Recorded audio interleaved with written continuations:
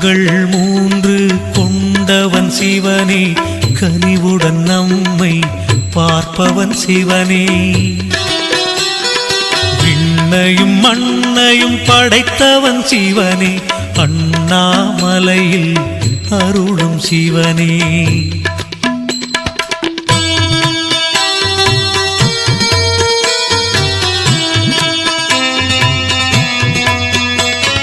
தேவரின் துன்பம் தீர்த்தவன் சிவனே, திருவருள் புரிந்திட வருபவன் சிவனே. மாபெரும் சக்தியை கொண்டவன் சிவனே, அண்ணாமலையில் அருளும் சிவனே. மூர்த்திகள் மூவரில் மூத்தவன் சிவனே, முக்தியை கொடுக்கும் ஆண்டவன் சிவனே. கீர்த்திகள் வழங்கி